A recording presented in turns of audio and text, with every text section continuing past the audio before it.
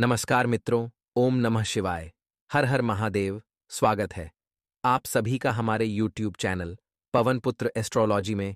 तो मेष राशि वालों हो जाइए सावधान, हो जाए सावधान, क्योंकि एक बार नहीं, दो बार नहीं, कई बार ऐसा हुआ है कि जब रिश्तों में ही आपको ठगे जाने का एहसास हुआ है।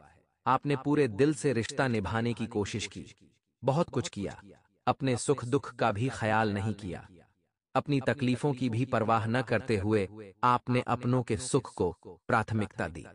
अपनों को खुश करने के लिए दिन रात एक कर दिया, लेकिन वे ही अपने समय आने पर आपके साथ खड़े नहीं थे। उल्टा आपको कई तरीके के दोषारोपण और लांछन ही लगा दिए। इन सब बातों को सुनकर कई बार आपका मन घायल हुआ है, लेकिन आपका स्वभाव भी बड़ा ही विचित्र है। दोस्तों, आप एक ऐसे इंसान हैं जो कितनी ही तकलीफ सह लें, कितना ही दुख सह लें, लेकिन सब कुछ अपने अंदर समेट कर रखते हैं।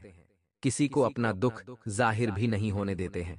और एक बात हम आपको और बता दें, जो बिल्कुल आपके दिल की कहानी है, आपके मन से जुड़ी हुई है, कि कई बार अपनों के द्वारा पहुंची हुई चोट और तकलीफ से आप अकेले में बहुत रोई हैं। आपने अपने आंसू खुद ही पहुंचे हैं।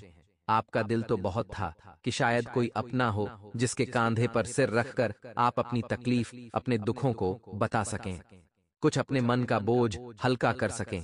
लेकिन दुनिया भर के अपने आप के आसपास होते हुए भी आप अकेले के अकेले ही रह गई, और अपने आंसू खुद ही पहुंचकर अपने आप को हिम्मत बंधाकर आप उस अंधेरी गली से बाहर निकल कर आई।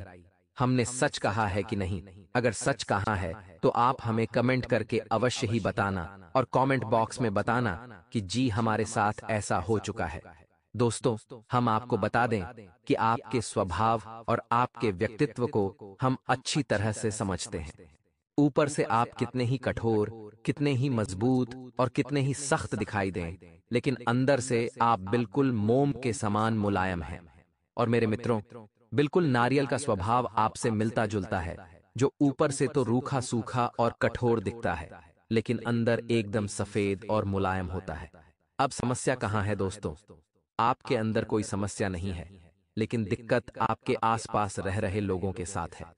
आने वाली नवरात्रि एक ऐसा समय है जबकि आपके शत्रु बलवान हो जाएंगे और आपके ऊपर किसी भी प्रकार की तांत्रिक क्रिया, काली नजर या फिर कोई नकारात्मक ऊर्जा छोड़ने का पूरा इंतजाम करेंगे। इसका कारण यह है कि नौ देवी में शक्ति अपने प्रचंड रूप में प्रकट होती है। अब सामान्य इंसान के लिए यह कोई बड़ी घटना नहीं है।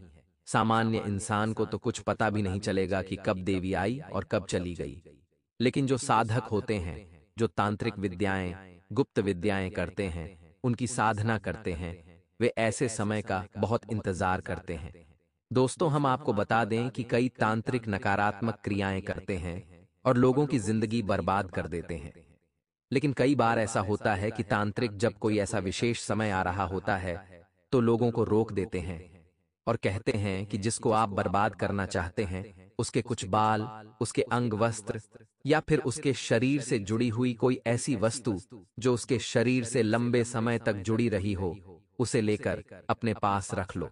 जब ऐसा समय आएगा, जैसे कि शिवरात्रि है, कालरात्रि है, महारात्रि है, जिसे दीपावली की रात्रि या होली की रात्रि कहते हैं, या फिर नौ देवियों का समय है, इस समय पर आप हमें देना, तब हम इसका बड़ा इंतजाम करेंगे।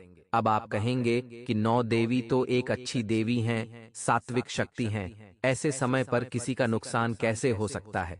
और मेरे मित्रों, हम आपको बता दें कि दैवीय शक्तियों का आप जिस भी रूप में पूजा पाठ करते हैं, जिस भी रूप में उन्हें सिद्ध करते हैं, वे उसी रूप में आपके सामने प्रकट होकर आपसे सिद्ध हो जाती हैं, और फिर उनकी शक्तियां उसी रूप में कार्य करती हैं। कहने का मतलब यह है कि माँ काली वैसे तो माँ हैं, सबका ख्याल रखती हैं, ऊर्जा का शुद्ध स्वरूप है, लेकिन यदि कोई तांत्रिक नकारात्मक रूप में काली को प्रसन्न कर ले तो वह इस शक्ति का बहुत भयंकर प्रयोग भी कर सकता है, किसी की भी जान ले सकता है। और काली की यह शक्ति किसी की जान लेने से बिल्कुल भी हिचकेगी नहीं। ठीक इसी प्रकार यदि कोई साधक भद्रकाली की पूजा करे और उन्हें सिद्ध कर ले सात्विक रूप में, तो वह किसी की भी जान बचा सकता है, किसी के जीवन में भी खुशियां भर सकता है, वह भी काली की शक्ति की सहायता से। अब शक्ति तो एक है, लेकिन उसके प्रयोग अलग अलग हैं। यह एक ऐसा है जैसे कि आपके हाथ में कोई हथियार आ गया है। अब आप उसका प्रयोग या तो किसी की जान बचाने के लिए कर सकते हैं या फिर किसी की जान लेने के लिए भी कर सकते हैं। इसी प्रकार की सिद्धियां होती हैं। जब कोई सिद्धि किसी साधक के हाथ लग जाती है तो वह उसके ऊपर है कि वह कैसे प्रयोग करता है। नकारात्मक प्रयोग करेगा तो सिद्धि नकारात्मक रूप से फल देगी और सकारात्मक प्रयोग करेगा तो सिद्धि का प्रयोग सकारात्मक होगा। हाँ, यह बात अलग है कि जब कोई जातक नकारात्मक रूप से इन सिद्धियों का प्रयोग करने लगता है तो धीरे धीरे उसकी ऊर्जा क्षय होने लगती है और दोष उसके ऊपर बढ़ने लगते हैं और एक दिन उसकी सिद्धियां, उसकी शक्तियां समाप्त भी हो जाती हैं। अब ये सारी बातें हम आपको इसलिए बता रहे हैं कि आने वाली 9 देवियों पर आपको सुरक्षित रहना है। अपने आप को किसी भी नकारात्मक ऊर्जा से, किसी भी गलत तांत्रिक क्रिया से बचाना है। क्योंकि दोस्तों, आपने अपने जीवन में कई बार ऐसे ऐसे कष्ट सहे हैं जिनके जिम्मेदार आप स्वयं नहीं थे। आपकी नीयत, आपके कार्य सब अच्छे थे, लेकिन नतीजा बुरा हुआ, बहुत भयानक हुआ। आप दुनिया भर की परेशानियों में फंस गए। ऐसा लगता था जैसे कि कोई जानबूझकर आपके पीछे पड़ा है, आपको पीछे की ओर खींच रहा है, आपके काम में जानबूझकर बाधाएं डाल रहा है। तो आपके मन में कई बार ऐसे प्रश्न उठे हैं कि आखिर ऐसा आपके ही साथ क्यों हो रहा है? हमेशा परेशानी ढूंढकर आपके पास कैसे आ जाती है? आप चाहे कितनी ही मेहनत करें, कितना ही दिमाग लगाएं, फिर भी आप ही क्यों फंस जाते हैं? तो ऐसा इसीलिए होता है दोस्तों कि आपके छुपे हुए शत्रु आपको चारों तरफ से घेर कर कई प्रकार की क्रियाएं करवाते रहते हैं। याद रखना दोस्तों कि आज के समय में जहां सूचना का अधिकार सबके पास है, मोबाइल उठाओ और सारी जानकारी उसमें उपलब्ध है। कहीं जाने की जरूरत नहीं है। घर बैठे बैठे किसी के ऊपर कैसी भी तांत्रिक क्रिया करवाई जा सकती है। ऐसे समय में तांत्रिक क्रिया करवाना कोई बड़ा कार्य नहीं है। किसी की भी जिंदगी बर्बाद कर देना कोई बड़ा कार्य नहीं है। बिल्कुल साधारण सा काम है यह। तो अब आप क्या कर सकती हैं आपके लिए? हम बता रही हैं कुछ जरूरी कार्य जो आपको 9 देवियों में करने हैं। इन कार्यों को यदि आप 9 दिनों में लगातार करेंगे, हर दिन करेंगे, तो आप देखेंगे कि कोई कितनी ही बड़ी तांत्रिक क्रिया आपके ऊपर करवा दें, आपका बाल भी बांका नहीं होगा।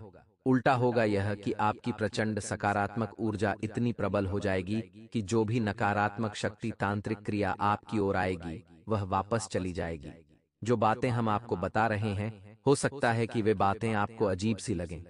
हो सकता है कि आप सोचें कि ऐसा कभी होता ही नहीं है। ये सब बातें बिल्कुल बेकार हैं। लेकिन दोस्तों, हम आपको बता दें कि आज नहीं तो कल आपको इन बातों को मानना ही पड़ेगा। ये सारी बातें सच हैं और इतिहास इन बातों का गवाह है। खैर, इन सब बातों को आपको हमें बताने का मकसद केवल इतना है कि आप आने वाले खतरों के लिए सतर्क रहें। और मेरे मित्रों, लापरवाही से जीने का नतीजा आप जानते हैं कि जीवन भर केवल कष्ट ही कष्ट। तो अब ध्यान से सुनिए, हम आपको बताने जा रहे हैं 5 ऐसे काम जो आपको आने वाली नवरात्रि पूरे 9 दिनों तक लगातार करने होंगे। और मेरे मित्रों, यदि आप इन कार्यों को कर लेंगे तो आप देखेंगे कि जैसे जैसे नवरात्रि के दिन आगे बढ़ेंगे, वैसे वैसे आपके जीवन में कुछ विशेष बदलाव आते चले जाएंगे। यानी कि आपके रुके हुए कार्य बनते चले जाएंगे। जहां रुकावटें आ रही थीं, समस्याएं आ रही थीं, वे अपने आप दूर होने लगेंगी।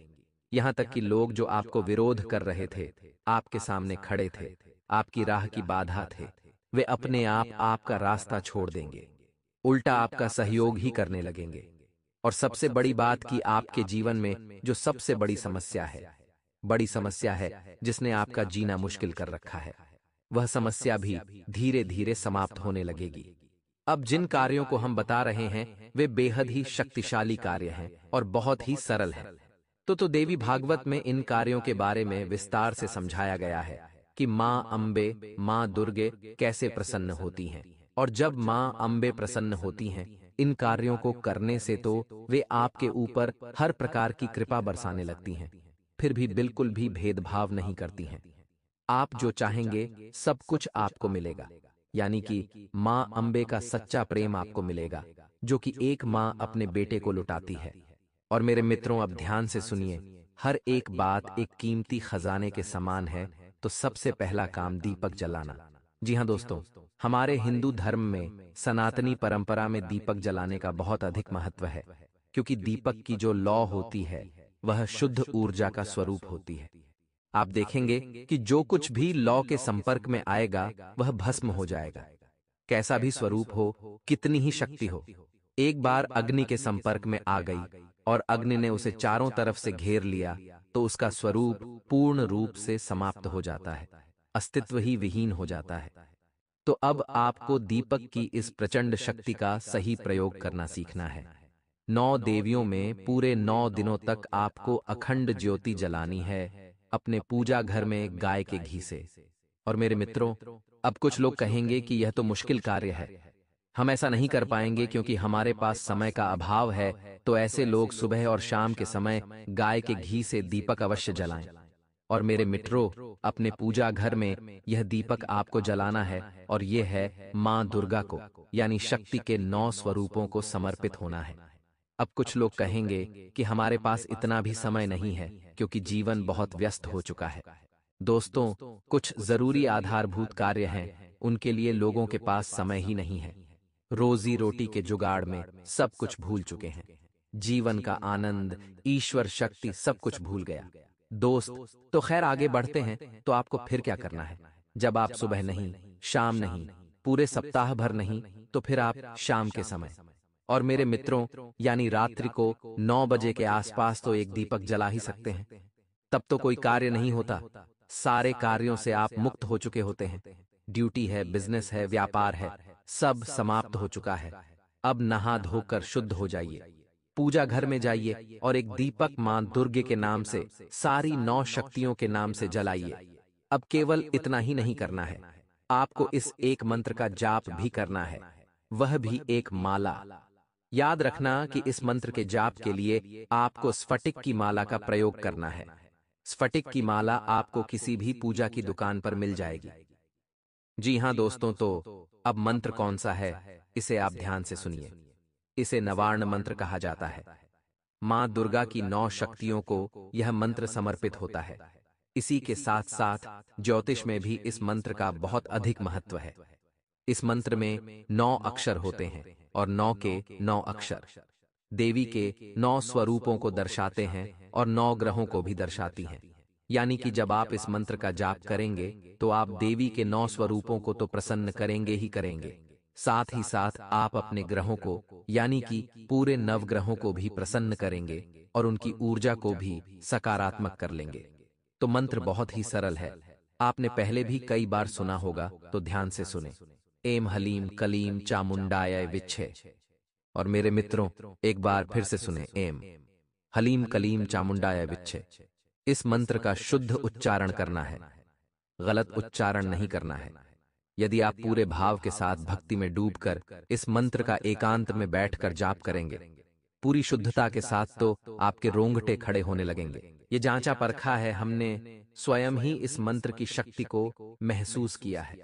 इस मंत्र में कुछ ऐसी शक्ति है, कुछ ऐसी ऊर्जा है, ये आपको अंदर तक हिला देगा। जी हाँ दोस्तों, बस आपका भाव मजबूत होना चाहिए। ये नहीं कि आप मंत्र तो जाप करने बैठ गए, आपको याद आ गई आपकी दुकान की या फिर आपके ऑफिस की या घर में चल रही किसी बात पर आपका ध्यान चला गया। तभी हमने कहा कि आप रात को 9 बजे के बाद यह क्रिया करें, तब तक घर में भी शांति हो जाएगी। आपका पूरा ध्यान आपके मंत्र उच्चारण पर ही होना चाहिए। जी हाँ दोस्तों, अब इस मंत्र में 9 अक्षर हैं जो 9 ग्रहों को और देवी के 9 स्वरूपों को दर्शाते हैं। सबके बारे में तो हम आपको नहीं बताएंगे, नहीं तो वीडियो बहुत लंबा हो जाएगा। शुरू के 2-3 अक्षरों के बारे में आपको हम बता देते हैं। इस मंत्र में सबसे पहला अक्षर है एम। जी हाँ मित्रों, और यह एम कोई साधारण उच्चारण है, यह सूर्य को दर्शाता है, यानी ग्रहों के राजा को दिखाता है। उसके बाद यह मां दुर्गा की पहली शक्ति यानी शैलपुत्री को भी दर्शाता है। यानी कि इस एक उच्चारण से आप सूर्य देवता को तो प्रसन्न करेंगे ही करेंगे, साथ ही साथ शैलपुत्री जो मां दुर्गा का पहला स्वरूप है, उनको भी प्रसन्न कर लेंगी। जी हाँ दोस्तों, इसी के साथ साथ दूसरा अक्षर है क्लिम। अब यह क्लिम जो है, यह चंद्रमा को दिखाता है। जी हाँ दोस्तों, इसके उच्चारण से आप चंद्रमा को तो प्रसन्न करेंगे ही करेंगे, साथ ही साथ मां दुर्गा के दूसरे स्वरूप यानी कि ब्रह्मचारिणी को भी आप प्रसन्न कर लेंगे।